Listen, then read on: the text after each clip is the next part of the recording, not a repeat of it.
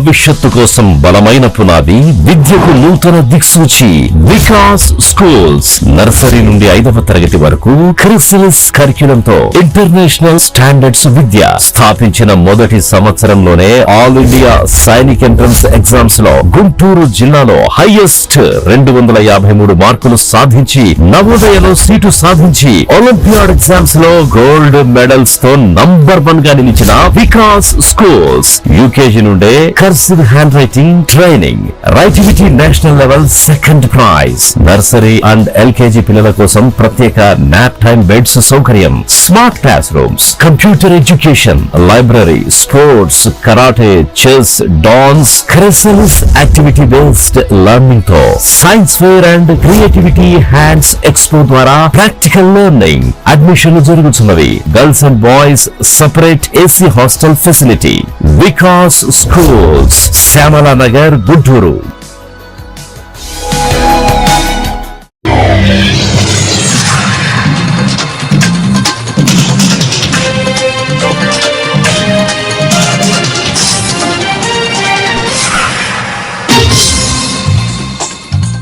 నమస్కారం, city news తెలుగుకి స్వాగతం.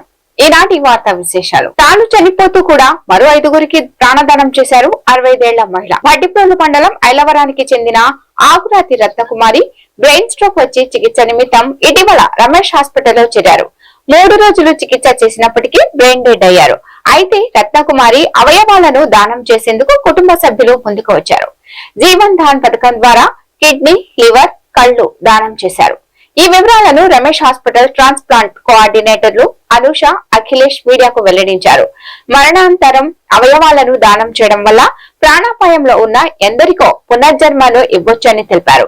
అవయవ దానం పట్ల అపోహాలు పెట్టుకోవద్దని సూచించారు. అదేవిధంగా అవయవాలు దెబ్బతిని ఎందరో ఇబ్బందులు ఎదుర్కొంటున్న విషయం గమనించి ఆర్గాన్ డొనేషన్ కి అంగీకరించినట్లు కుటుంబ సభ్యులు నాగమణి, బాలాజీ తెలిపారు.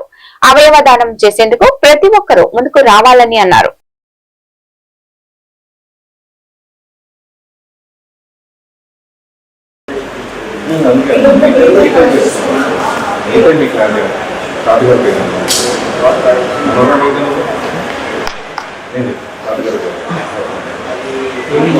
సిచ్యువేషన్ ఫ్యామిలీ అంతా కష్టపడి ఎందుకు తీసుకున్నారు అంతే. ఇంకెంత ఎక్కువ మేము ట్రాన్స్ప్లాంట్ కోఆర్డినేటర్స్ అండి, Ramesh hospitals. So Ratnakumari patient 65 years age అండి. ఇనీషియల్గా బ్రెయిన్ స్ట్రోక్తో అడ్మిట్ అయ్యారు. మా ఫస్ట్ 24 hours తర్వాత ఎలాంటి బ్రెయిన్ యాక్టివిటీ లేదు అని న్యూరో సర్జన్ వాళ్ళు డిక్లేర్ చేశాక పేషెంట్ వాళ్ళ అటెండెన్స్ని మోటివేట్ చేసిన తర్వాత జీవన్ దాంతో ఆధ్వర్యంలో మనము వాళ్ళని మాట్లాడి దాన్ని ఆర్గన్ డొనేషన్ల కిందకి కన్వర్ట్ చేశాం. తర్వాత పేషెంట్ వాళ్ళు, వాళ్ళ ఫ్యామిలీ వాళ్ళందరూ ఆలోచించుకుని వాళ్ళ పిల్లలు ముందుకు వచ్చి ఇలాంటి వయసులో ఈ టైంలో ఇది బెస్ట్ ఆప్షన్, ఇంకొక 4 మా మదర్ వల్ల బతుకుతారు అని చెప్పి వాళ్ళ డాటర్ కానీ వాళ్ళ అల్లుడు కానీ ముందుకు వచ్చారు. వాళ్ళు ఈ రికగ్నైజేషన్ని మేము చాలా ధన్యవాదాలతో చెప్తున్నాము. ఎందుకనంటే ఇలాంటి టైంలో ఆ సిచ్యువేషన్స్లో వాళ్ళు అలా ముందుకు వస్తారు అని ఎవరు ఎక్స్పెక్ట్ చేయం. ఎప్పుడు ఏంటంటే 4 ముందుకు వచ్చే టైంలో వాళ్ళు ఇంకో 4 గురించి ఆలోచించినప్పుడు అది చాలా మంచి విషయం. సో వాళ్ళ ఫ్యామిలీకి మేము చాలా థ్యాంక్స్ చెప్తున్నాం, వాళ్ళ డాటర్కి కానీ వాళ్ళ సన్ ఇన్ లాకి కానీ. సో ఇలాంటి సిచ్యువేషన్స్లో ఉన్నప్పుడు ఎప్పుడన్నా ఎవరన్నా ముందుకు వచ్చినప్పుడు వాళ్ళ వల్ల ఇంకో 4 ఫ్యామిలీస్ అనేది వాళ్ళకి ప్రాణం ఇచ్చినట్టు ఉంటుంది. ఎందుకంటే వాళ్ళు చాలా సఫరింగ్లో ఉంటారు ఇలాంటి సిచ్యువేషన్స్లో, లైఫ్ లాంగ్ అలాంటి సిచ్యువేషన్. రమేష్ హాస్పిటల్లో రత్నకుమారి గారు 65 ఏళ్ళ ఆవిడండి, ఫీమేల్ పేషెంట్. ఆవిడ బ్రెయిన్లో బ్లీడ్ అవడం వలన బ్రెయిన్ డెత్ అయిందని చెప్పి న్యూరో సర్జన్ కానీ న్యూరాలజిస్ట్ కానీ మనకు చెప్పారు. చెప్పిన తర్వాత ఇట్లా అవయవదానం చేస్తే మంచిది అన్నట్టు వాళ్ళకి చెప్పారు. కానీ వాళ్ళు కూడా కొంచెం ఎడ్యుకేటెడ్ ఫ్యామిలీ అవడంతో వాళ్ళే ముందుకొచ్చి మేడం దీని గురించి మాకు తెలీదు, ఎలా చేయాలి ఏంటి అని చెప్పి అడిగారు. అడిగితే మేము మొత్తం వాళ్ళకి ఎక్స్ప్లెయిన్ చేశాము. వాళ్ళు ఓకే అని చెప్పి కన్సెంట్ ఇచ్చారండి. ఇది జీవన్ దాన్ ఆధ్వర్యంలో జరుగుతుంది రమేష్ హాస్పిటల్స్లో. ఇచ్చిన తర్వాత ఇవాళ వాళ్ళు ఇచ్చిన కన్సెంట్ వల్ల ఏంటంటే 5 ప్రాణాలని మనం నిలబెట్టగలుగుతున్నాం. ఆ మనిషి యొక్క ప్రాణాన్నే కాదండి, వాళ్ళ కుటుంబాన్ని మొత్తాన్ని కూడా మనం నిలబెట్టిన వాళ్ళం అవుతున్నాము. దానికి మాత్రం వాళ్ళకి చేతులెత్తి మనం నమస్కరించాలి. ఈ అవయవదానం గురించి చాలా మందికి అపోహలు అన్నీ ఉంటాయండి. కానీ ఆకురాతి రత్నకుమారి మదర్కి బ్రెయిన్ డెడ్ అయిపోయిందండి. అందుకని ఇంకా మేము మా మదర్ ఆర్గాన్స్ని డొనేట్ చేస్తున్నామండి. ఇలాంటి పరిస్థితులు ఎవరైనా ఉంటే కనుక ఒక స్టెప్ మీరు కూడా ఎవరైనా ముందుకేసి ఇలాంటి అవయవ దానం అనేది చేయాలండి తప్పనిసరిగా. ఒకరికి లైఫ్ ఇచ్చినట్టుగా ఒకరికి మోటివేషన్గా ఉండాలనేసి మేము ఇదంతా చేస్తున్నామండి. మాకు ఒక జ్ఞాపకంగా ఉండాలని అమ్మ మా మదర్ లాగా ఇంకొకరికి ఇలా అవ్వకూడదు, ఎవరికి ఇంకొకరికి మోటివేషన్గా ఉండాలనేసి చేస్తున్నామండి. ఇది అమ్మకి 63 years. అమ్మకి బ్రెయిన్ స్ట్రోక్ వచ్చిందండి. బ్రెయిన్ స్ట్రోక్ వచ్చి బ్రెయిన్ డెడ్ అయింది. ఇంకా ఈ నిర్ణయం తీసుకొని మేము అవయవ దానం చేయడానికి ముందుకు వచ్చాము. లేదండి, తప్పనిసరిగా ఇవ్వాలండి, అది తప్పనిసరిగా ఇవ్వాలండి అని ఇచ్చే అవకాశం ఉంది. నా పేరు బాలాజీ అండి. మా అత్తగారు బ్రెయిన్ డెడ్ అయ్యేసరికి అవయవ దానం చేయడానికి ముందుకు వచ్చాము. మీరు కూడా ఎవరన్నా అవకాశాలు ఉన్న వాళ్ళు అవయవ దానం చాలా మంచిది, గొప్పది. ఇంకొకరికి లైఫ్ ఇచ్చిన వాళ్ళం అవుతాము. అందరికీ మోటివేషన్గా ఉండాలని చెప్పేసి ముందుకు వచ్చాము. మంచి కార్యక్రమం చేయాలని అనుకుంటున్నాం.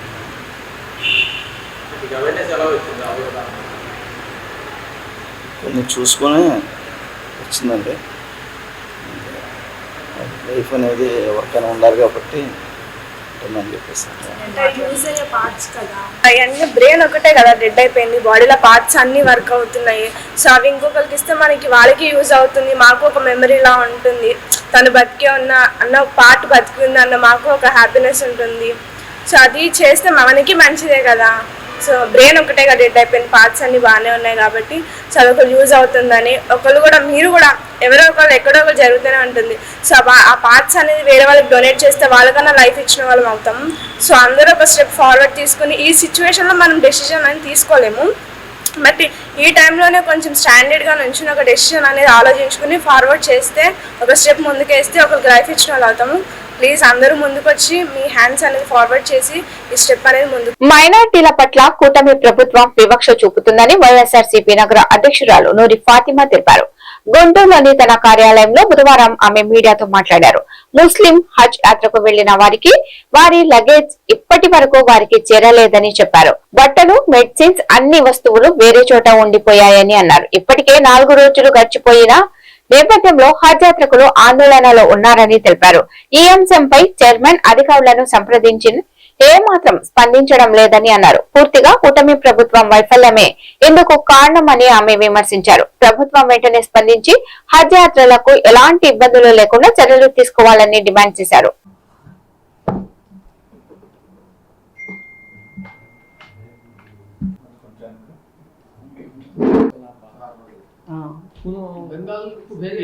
వందనాలు. ఈరోజు ముఖ్యంగా ప్రెస్ మీట్ పెట్టడానికి కారణం ఏంటి అంటే, ముస్లిమ్స్కి, మైనారిటీస్కి మరీ ముఖ్యంగా హజ్ యాత్ర అంటే ఎంత ప్రతిష్టాత్మకంగా, లేకపోతే ఎంత ఇంపార్టెన్స్, ప్రతి ఒక్కళ్ళు కూడా ముస్లిమ్స్ వాళ్ళందరూ హజ్కి వెళ్ళి హజ్ యాత్ర చక్కగా కంప్లీట్ చేసుకొని ఎటువంటి ఇబ్బంది లేకుండా చేసుకొని రావాలని చెప్పి వాళ్ళు వెళ్తూ ఉంటారు. కానీ దురదృష్టశాతం ఈ ప్రభుత్వంలో ఎందుకు ఈ మాట అనాల్సింది వస్తుందంటే, విత్ ప్రూఫ్స్ వచ్చాను నేను. హజ్ యాత్రకి వెళ్ళిన వాళ్ళు 19వ తారీఖున వెళ్ళిన వాళ్ళకి ఇప్పుడు దాకా కూడా వాళ్ళ లగేజ్ వాళ్ళ దగ్గర చేరలేదు. ఫ్లైట్ నెంబర్ వచ్చేసేసి F36393. వాళ్ళకి మెసేజ్, వాళ్ళు హజ్ కమిటీ ఆఫ్ ఇండియాకి వీళ్ళు మెసేజ్ పెట్టడం జరిగింది.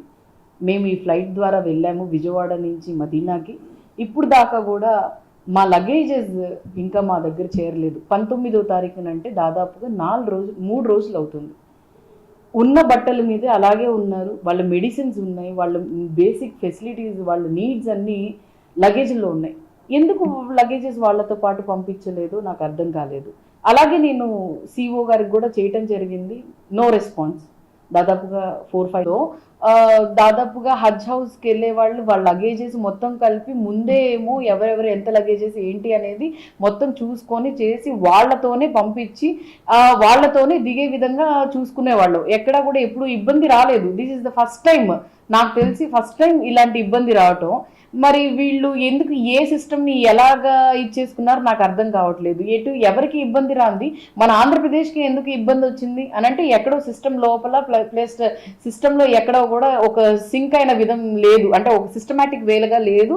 వీళ్ళకి తెలియకో లేకపోతే వీళ్ళకి ఏ విధంగా చేయాలోనో తెలియకో ఇది చేసినట్టున్నారు. సో బెటర్ ఎక్కడ లోపం వచ్చింది అనేది కూడా ఆన్సరబుల్ ఉండాలి. ఫస్ట్ ఆఫ్ ఆల్ గవర్నమెంట్ అనేది ఇప్పుడు ఎందుకు ఫోన్ చేస్తాం మేము, మాకు టైం లేకనా లేకపోతే ఏమైనా ఇది లైక్ ఏదైనా ఆకతాయిగా ఫోన్ చేస్తాము, ఏదో రెస్పాన్సిబుల్గా ఎందుకు ఫోన్ చేశాము, ఎందుకు చేశారని చెప్పి సిఇఓ గారు కూడా ఎత్తి ఫోన్ మాట్లాడాలి.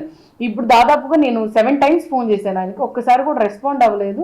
సో ఈ విధమైన ఉంటే చాలా మంది జలధార జలహారతి కార్యక్రమంలో ప్రజాప్రతినిధులందరూ భాగస్వామ్యం కావాలని జిల్లా పరిషత్ చైర్పర్సన్ కత్తెర హెన్రీ క్రిస్టినా పిలుపునిచ్చారు.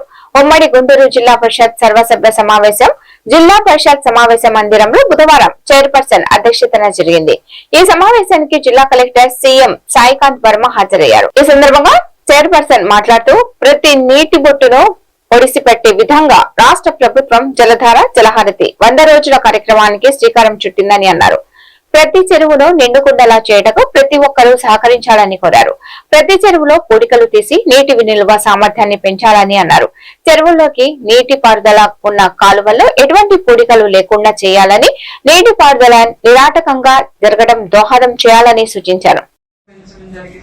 మనకి ఈ సంవత్సరంలో ఇందాక చెప్పినట్టు దాదాపు 40,000 హెక్టార్లు ఎక్సెస్ సాగులోకి వచ్చింది. అలాగే మనకి ఖరీఫ్ లో వచ్చిన మోన్ఫా సైక్లోన్ వల్ల కూడా మనకి క్రాప్ వాటర్ బాగానే ఉందండి. అలాగే వ్యవసాయ పంట ప్రణాళికలో మరి 8% ఇవ్వడం జరిగిందండి. రబీకి వచ్చి 59.71, గడ్డాను లోన్స్ 126.5% ఇవ్వడం జరిగింది. మనకి మార్చ్ ఎండింగ్ వచ్చేటప్పటికి ఇంకా వాళ్ళు ఫైనల్ ఫిగర్స్ ఇవ్వలేదు, ఎస్ఎల్బిసి అవుతుంది జరుగుతుందని. అలాగే కౌలు రైతులకి 63.84% ఇవ్వడం జరిగిందండి. 140.44 రెన్యువల్ చేయడం జరిగిందండి. ఈ సంవత్సరం కూడా మేము టార్గెట్ అచీవ్ చేస్తానికి మాక్సిమం ప్రయత్నాలు చేస్తున్నాము. అలాగే మనము పెట్టి కౌలు రైతులను ఐడెంటిఫై చేసి మా వ్యవసాయ శాఖ ద్వారా వాళ్ళకి రెవెన్యూ శాఖ ద్వారా రైతులకి 199.5 కోట్లు ఇప్పుడు పంపిణీ చేయడం జరిగిందండి. అలాగే ఖరీఫ్ సీజన్ లో మనకి వరి ధాన్యం సేకరణ చేయడం జరిగింది. అది నేను మండలాల వారీగా లైక్ కాన్స్టిట్యున్సీ వైజ్గా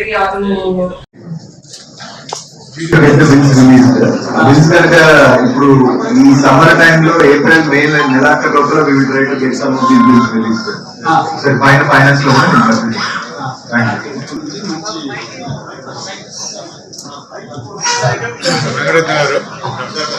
కూడా ఒక 9 విలేజెస్ ని కన్స్ట్రక్ట్ చేస్తుంటే కంప్లీట్ అయిపోయింది, వైబిలిటీ ఉంది, యూటిలైజ్ చేస్తుంది. బట్ గుంటూరు ఇందిరా ప్రియదర్శిని కాలనీలో విశేష పూజలు జరుగుతున్నాయి. స్థానికంగా శ్రీ పోతులూరి వీర బ్రహ్మేంద్ర స్వామి ఆలయంలో దేవతామూర్తుల విగ్రహాల పునఃప్రతిష్ఠ మహోత్సవ వేడుకలు ఘనంగా నిర్వహిస్తున్నారు. శ్రీ గోవిందమాంబ సమేత శ్రీ మధ్యరాట్ పోతులూరి వీర బ్రహ్మేంద్ర స్వామి, ఓంకారేశ్వర స్వామి వారి విగ్రహాలను పునఃప్రతిష్ఠ చేస్తున్నారు. ఇందులో భాగంగా బుధవారం శాంతి హోమాలు, పంచామృతాభిషేకాలు, ప్రత్యేక పూజలు భక్తి శ్రద్ధలతో నిర్వహించారు. స్థానిక భక్తులు విశేషంగా హాజరై దేవదర్శనం గావించారు. ఈ వివరాలను ఆలయ కమిటీ ప్రతినిధులు భాస్కర్రావు, ధర్మారావు, మల్లేశ్వరరావు మీడియాకు వెల్లడించారు. గురువారం జరిగే దేవతామూర్తుల విగ్రహ పునఃప్రతిష్ఠ మహోత్సవంలో భక్తులు విశేషంగా పాల్గొని విజయవంతం చేయాలని అన్నారు.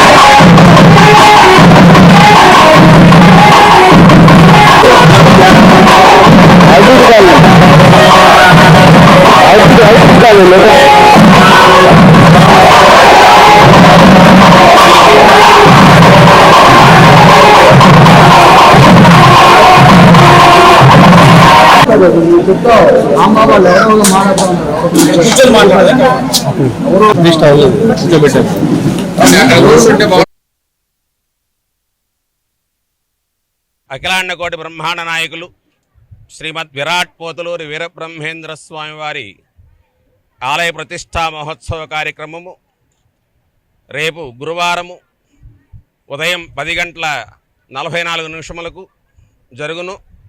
కావున త్రయాన్నికంగా మంగళవారం ఉదయం 5 గంటలకు సుప్రభాత సేవలు, యథావిధిగా పూజా కార్యక్రమాలు, వాస్తు పూజ, సర్వతోభద్ర మండలము ఆవాహన జరిగినాయి. సాయంకాలము వాస్తు హోమము, సర్వతోభద్ర మండల హోమము, జలాదివాస కార్యక్రమాలు జరిగినాయి 21వ తారీఖు. 22వ తారీఖు స్వామివారికి పునఃపూజా కార్యక్రమాలు, హోమాది కార్యక్రమాలు, తదుపరి పంచామృతాభిషేకము, సాయంత్రం 4 గంటలకు గ్రామోత్సవ కార్యక్రమము. గ్రామోత్సవ కార్యక్రమంలో ఖడ్గాలు వేయటము, కోలాటము, ఇలాంటి కార్యక్రమాలన్నీ కూడా ఏర్పాటు చేసి ఉన్నారు ధర్మారావు గారు. ఇంకా ఈయన కూడా రాత్రికి హోమాది కార్యక్రమాలు, ధాన్యా 23వ తారీఖు ప్రతిష్టా కార్యక్రమం జరుగుతుంది కాబట్టి అన్న సంతర్పణకి సుమారుగా 10,000 మంది సభ్యులకి ఇక్కడ మనం తయారు చేయటం జరిగింది. అందరూ భక్తులందరూ, గుంటూరులో ఉన్న భక్తులందరూ వచ్చి ఈ అన్నప్రసాదం స్వీకరించవలసిందిగా కోరుచున్నాం. ప్రపంచ కార్మికుల దినోత్సవం మేడే సందర్భంగా గుంటూరులో ప్రత్యేక సాంస్కృతిక కార్యక్రమాలు జరగనున్నాయి. గుర్రం జాషువా విజ్ఞాన కేంద్రం ఆధ్వర్యంలో ఈ నెల 26వ తేదీన సాంస్కృతిక కార్యక్రమాలు ఏర్పాటు చేశారు. ఈ కార్యక్రమానికి సంబంధించిన పోస్టర్లను నిర్వాహకులు భావన్ నారాయణ, సురేష్, నాగేశ్వరరావు, కృష్ణాకాంత్ తదితరులు బ్రాడీపేట సిబిఎం కార్యాలయంలో విడుదల చేశారు. మొత్తం 9 అంశాలు సాంస్కృతిక కార్యక్రమాలు జరుగుతాయని చెప్పారు. కార్మికుల, శ్రమజీవుల లక్ష్యాలు నెరవేరాలనే ఉద్దేశంతో ఈ కార్యక్రమం నిర్వహిస్తున్నట్లు చెప్పారు. ఇలాంటి కార్యక్రమాల ద్వారా కార్మికుల ఉద్యమాలు మరింత బలోపేతం అవుతాయని పేర్కొన్నారు. ఈ కార్యక్రమంలో కళాకారులు పెద్ద సంఖ్యలో పాల్గొని విజయవంతం చేయాలని అన్నారు.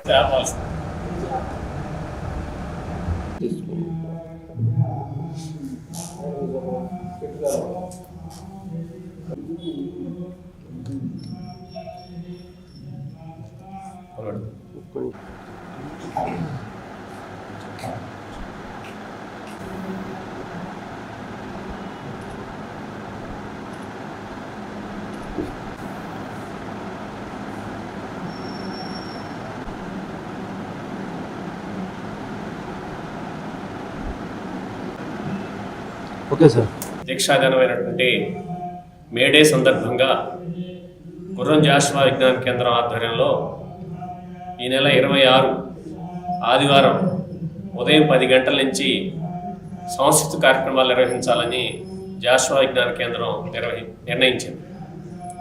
ఇందులో ప్రధానంగా కార్మికులు, ఉద్యోగులు, ఉపాధ్యాయులు, శ్రమజీవుల యొక్క లక్ష్యాలు నెరవేరడం కోసం వాళ్ళ పోరాటాలని, ఉద్యమాలను బలపరిచే విధంగా, అభ్యుదయంగా, దేశభక్తియుతంగా, విద్వేషం, మూఢత్వం వీటికి వ్యతిరేకంగా ఉండే విధంగా కార్యక్రమాలని నిర్వహించాలని భావించింది. ఇందులో ప్రతి ఒక్కరూ కార్మికులు, ఉద్యోగులు కాకుండా ఇతర కళాకారులు కూడా పాల్గొనాలని మేము ఆహ్వానిస్తా ఉన్నాం. ప్రతి ఒక్కరు కూడా 5 నుంచి 10 నిమిషాల్లోపు తమ కార్యక్రమాలని ప్రదర్శించాలని. పాట, నృత్యం, పద్యం, ఏకపాత్ర, జోక్సు, అలాగే సంగీత వాయిద్య పరికరాలు అన్నింటి కూడా వాళ్ళు వాడొచ్చని చెప్పి మేము కోరుతా ఉన్నాం. ఆ రోజు పాల్గొనే వాళ్ళందరికీ కూడా విజ్ఞాన కేంద్రం తరపున సర్టిఫికెట్లు ప్రదానం చేస్తాం. అలాగే కళాకారులందరూ కూడా భోజన ఏర్పాట్లు చేస్తూ ఉన్నాం. ఈ మొత్తం కార్యక్రమాల్ని గుంటూరు నగరంలోను, జిల్లాలో ఉన్న కళాకారులు, కార్మికులు, ఉద్యోగులు అందరూ పాల్గొని జయప్రదాయం చేయాలని కోరుతున్నాం. జాషువా విజ్ఞాన కేంద్రం సమాజ మనుగడకు శ్రమశక్తి కీలకం. శ్రామికుడు లేని సమాజం లేదు. అందువల్ల మేడే యొక్క ప్రాశస్త్యాన్ని, ప్రాముఖ్యతని ప్రజలకు తీసుకెళ్లేందుకు గాను గుర్రం జాషువా విజ్ఞాన కేంద్రం ఈ నెల 26వ తేదీన ఈ సమ్మేళనాన్ని నిర్వహిస్తుంది. ఇందులో ఉద్యోగులు, ఉపాధ్యాయులు, కార్మికులు, వాళ్ళ కుటుంబ సభ్యులు, అలాగే వివిధ రంగాల్లో ప్రముఖులు, కళాకారులు వీళ్ళందరూ కూడా ఆహ్వానిస్తున్నాం. మేము ఒక 9 అంశాలను తీసుకోవడం జరిగింది. అటు పద్యం కానీ, పాట కానీ, కవిత్వం కానీ, జోక్స్ కానీ, అలాగే సంగీతానికి సంబంధించినటువంటి చిన్న కార్యక్రమం కానీ, వాయిద్య ప్రదర్శన కానీ, ఇట్లా 9 అంశాలతో కూడినటువంటి ఈ కళారూపాన్ని ప్రదర్శించాలని మేము విజ్ఞప్తి చేస్తున్నాం. ఆ రోజు అనేక రంగాల్లో ఉన్నటువంటి కళాకారులు, అలాగే వీటిల్లో ఆసక్తి ఉన్న వాళ్ళని కూడా ఈ కార్యక్రమంలో పాల్గొనాలని మేము కోరుతున్నాం.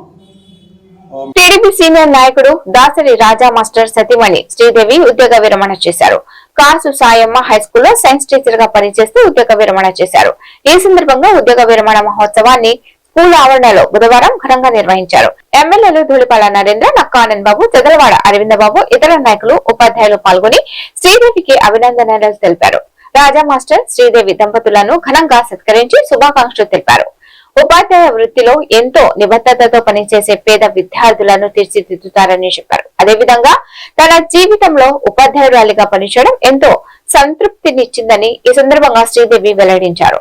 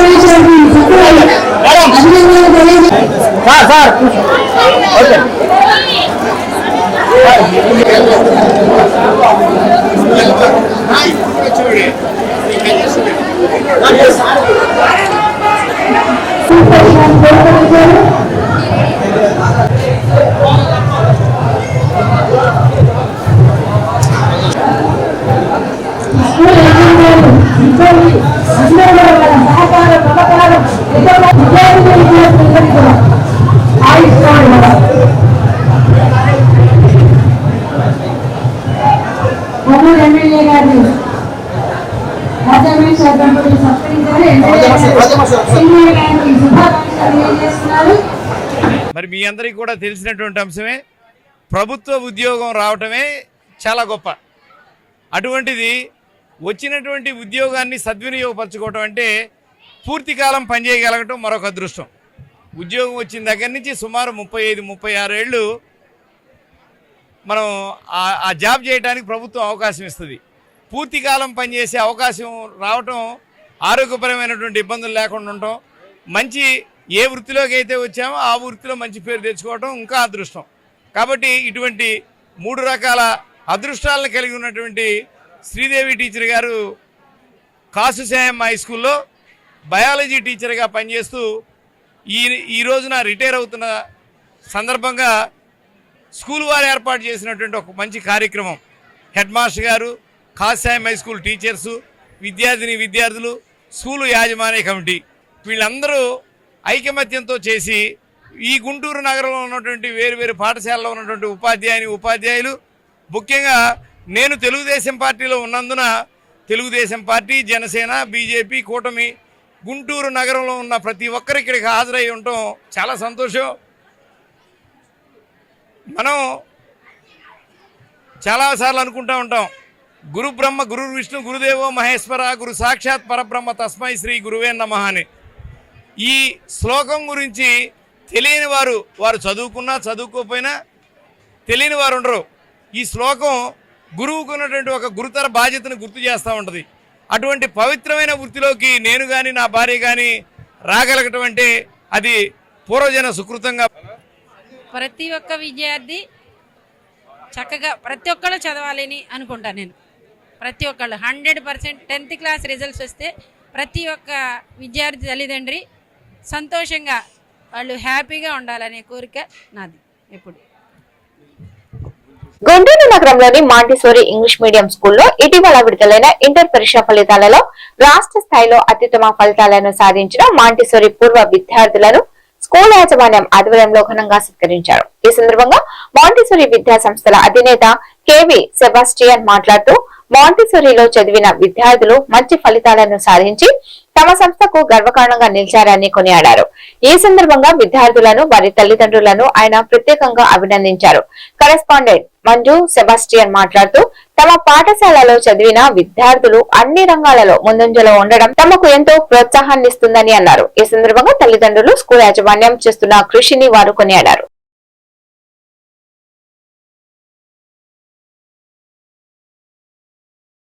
మంజు మేడం కి సెబాస్టియన్ సార్ నాకు దాదాపు 2013లో మా పాపను తీసుకుని వచ్చాడు ఇక్కడ. అప్పటి నుంచి వెరీ గుడ్ ఎక్స్పీరియన్స్.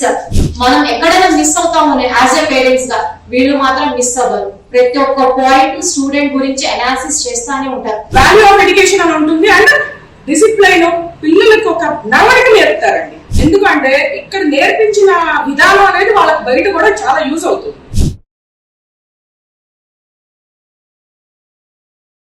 అందరికీ నమస్కారం. ఇటీవల విడుదలైన ఇంటర్మీడియట్ పరీక్ష ఫలితాల్లో రాష్ట్ర స్థాయిలో అత్యుత్తమ ఫలితాలు సాధించిన మా మాంటిసోరీ విద్యార్థులను ఈరోజు స్కూల్ ఆవరణలో ఘనంగా సత్కరించడం జరిగింది. ముఖ్యంగా 1000 మార్క్స్ లో 990 సాధించిన గౌసల్ అజాం, అలాగే 989 మార్క్స్ సాధించిన ఎస్కే ప్రణిత, అలాగే 980 సాధించిన నర్మదా, అలాగే జూనియర్ ఇంటర్మీడియట్ లో అవుట్ ఆఫ్ 470 464 సాధించిన కె దీప్తామృత, అలాగే K Gayatri, and again 463 marks సాధించిన పి శ్రీనిధ, అలాగే 462 మార్క్స్ సాధించిన షణ్మిత, అక్షయ, ఇలాగే ఎంతో మంది విద్యార్థులు.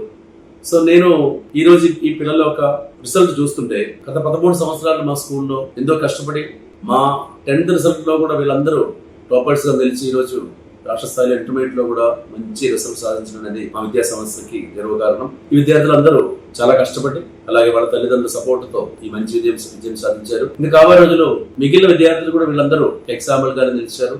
ఈ సందర్భంగా ఈ మంచి విజయం సాధించిన ప్రతి ఒక్కరిని మనస్ఫూర్తిగా నేను అభినందిస్తున్నాను. I wish them all the best and I thank the parents and all the students who have achieved this wonderful result. Thank you very much. Diabetic patients తమ దైనందిక జీవితంలో రైస్ తీసుకున్నప్పటికీ షుగర్ లెవెల్స్ ని కంట్రోల్లో ఉంచడానికి భావన డయాబెస్ట్ రైస్ బాగా ఉపయోగపడుతుందని, ఈ rice నందు లోక్లస్ మిత్ ఉంటుందని డయాబెస్ట్ రైస్ ఎండి సుధీర్ బాబు తెలిపారు. గుంటూరు జిల్లా మంగళగిరి ఎర్రబాలెం గ్రామంలో తమ రైస్ స్టోరేజ్ కోసం నూతన గౌడను ప్రారంభోత్సవం చేశారు. అనంతరం డయాబెటీస్ పేషెంట్స్ కు ఉచితంగా భావన డయాబెస్ట్ రైస్ బ్యాగ్ లను పంపిణీ చేశారు. అనంతరం ఆయన మీడియాతో మాట్లాడుతూ డయాబెటిస్ పేషెంట్స్ భావన డయాబెస్ట్ రైస్ తీసుకున్నప్పటికీ షుగర్ లెవెల్ ను కంట్రోల్ ఉంచడం ఈ రైస్ ప్రత్యేకత అని 7 సైంటిస్టులు 7 సంవత్సరాలు కష్టపడి ఈ విత్తనాన్ని తయారు చేశారని, కొంతమంది ఎంపిక చేసిన రైతులకు ఈ విత్తనాన్ని పంపిణీ చేసి ప్రత్యేకంగా పంటను సాగు చేస్తున్నామని, క్లినికల్ గా అన్ని రీసెర్చ్ ఇన్స్టిట్యూట్ లో పరీక్షలు జరిపిన క్వాలిటీ విషయంలో రాజీ లేదని, షుగర్ లెవెల్స్ ను కంట్రోల్లో ఉంచుతుందని తేలినట్లు వివరించారు.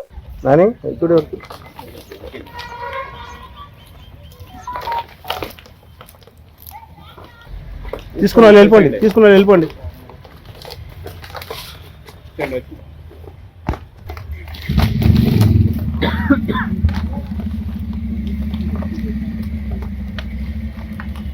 భావన డయాబెస్ట్ రైస్, ఇది లో గ్లైసమిక్ రైస్. వరల్డ్లో డయాబెటిక్ పేషెంట్స్కి అసలు తినడానికి చెప్పాలి అంటే అసలు ఏది సూటబుల్ ఫుడ్ ఏదీ లేదు. దాన్ని దృష్టిలో పెట్టుకొని దాదాపు 7 సైంటిస్టులు 7 సంవత్సరాలు రీసెర్చ్ చేసి తీసుకొచ్చిందే భావన డయాబెస్ట్ రైస్. ఇది లో గ్లైసమిక్ రైస్. ఇది తినటం మొదలుపెట్టిన తర్వాత డే 1 నుంచి షుగర్ లెవెల్ అనేది కంట్రోల్లో ఉంటుంది. అది ఐసీఎంఆర్ కానీ, Indian rice institute of research వాళ్ళు కానీ, లేదంటే అమెరికన్ న్యూట్రిషన్ జనరల్, ఇటువంటి సంస్థలన్నీ దర్యాప్తు చేసింది. 84 మంది డయాబెటీస్ పేషెంట్స్ మీద 3 నెలల పాటు ప్రతిరోజు ఈ రైస్ తింటే వాళ్ళ షుగర్ లెవెల్ ఎలా ఉంది, వాళ్ళది ఎలా కంట్రోల్ అవుతుంది, వాళ్ళకు వచ్చే బెనిఫిట్స్ ఏంటి అని అనేది ఐసీఎంఆర్ కానీ లేకపోతే అమెరికన్ న్యూట్రిషన్ జనరల్ వాళ్ళు ఈ నివేదికలన్నీ ఇచ్చారు.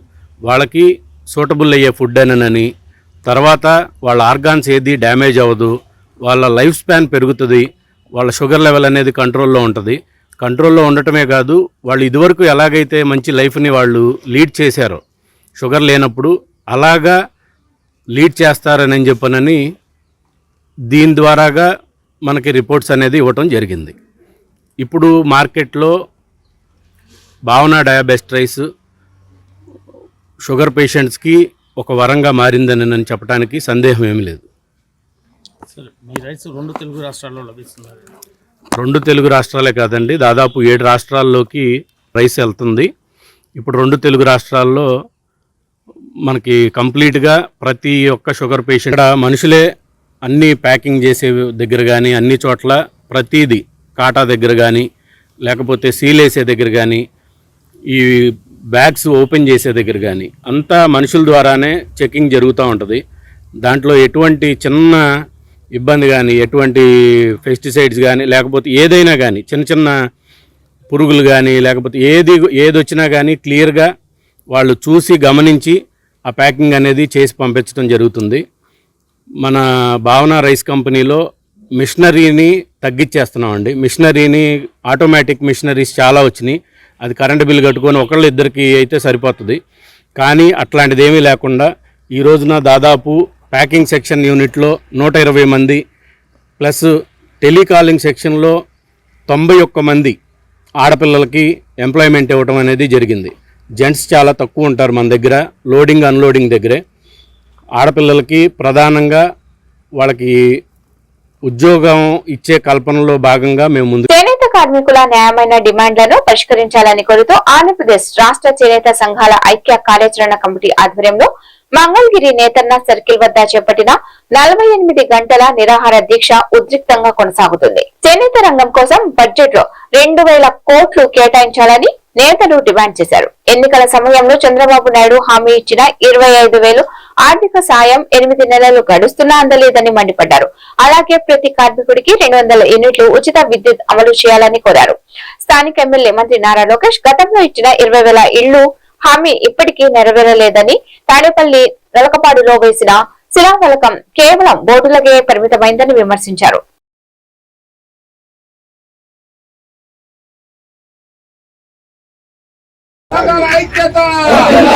అమలు చేయాలి రాష్ట్ర ప్రభుత్వం చేనేతలకు ఇచ్చిన హామీలను వెంటనే అమలు చేయాలి. రాష్ట్ర ప్రభుత్వం చేనేతలకు ఇచ్చిన హామీలను వెంటనే కార్మికుల ఐక్యత, చేనేత కార్మికుల ఐక్యత.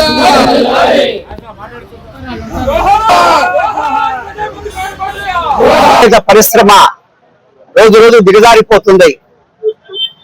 భారతదేశానికి స్వాతంత్రం వచ్చిన తర్వాత ఆనాటి నాయకుడు కీర్తిశేషు ప్రజాబంధు పగడకోటయ్య గారు ఇత్యాది ప్రముఖులందరూ కూడా ఎంతో కృషి చేసి అంతా ఎంతో కట్టుబాట్లతోటి ప్రభుత్వాన్ని బెదిరించి అదిరించి కొన్ని సమస్యలు పరిష్కారం చేశారు.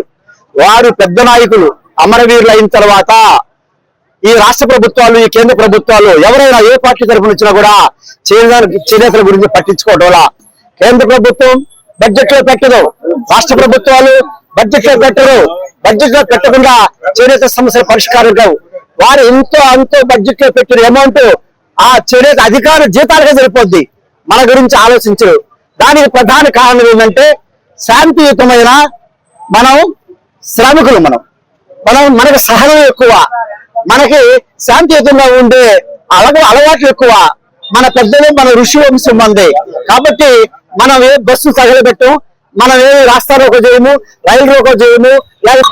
ఈ రోజున రాష్ట్రంలో నలుమూలల నుండి చేనేత కార్మికులు, అదేవిధంగా చేనేత వృత్తిపై ఆధారపడి జీవిస్తున్నటువంటి వారి బాగోగుల కోసం 48 గంటల నిరాహార దీక్షని ఇక్కడ చేయడం జరుగుతా ఉంది. రాష్ట్రం నలుమూలల నుండి కూడా ఈ ఉద్యమాన్ని జయప్రదం చేయడానికి అనేక మంది విచ్చేసి ఉన్నారు. దాదాపు 20 మందికి పైగా 48 గంటల నిరాహార దీక్షలో పాల్గొని ఈ అపరిష్కృతంగా ఉన్నటువంటి ఈ డిమాండ్ల సాధనకై వాళ్ళు ఉద్యమిస్తా ఉన్నారు. సో ప్రత్యేకించి చెప్పాలంటే ఎప్పటి నుంచో కూడా ఈ చేనేతకు సంబంధించినటువంటి అనేకమైనటువంటి డిమాండ్లు అపరిష్కృతంగా ఉన్నాయి. ముఖ్యంగా అందులో ఈ సెంట్రల్ గవర్నమెంట్ కానీ అదేవిధంగా స్టేట్ గవర్నమెంట్ కానీ ఎంతో కాలం నుంచి పరిష్కరించినటువంటివి ముఖ్యంగా చిలక నూలు సమస్య. అంటే ఈ కాటన్ టెక్స్టైల్ మిల్స్ ఏవైతే నూలును ఉత్పత్తి చేస్తాయో దానికి ఈ రోజు చేనేతల డిమాండ్లు పరిష్కారం చేయాలని ఇదే నేతన్న సర్కిల్ లో ఫిబ్రవరి 22వ తేదీన వేలాది మందితో ప్రదర్శన బహిరంగ సభ నిర్వహించాం.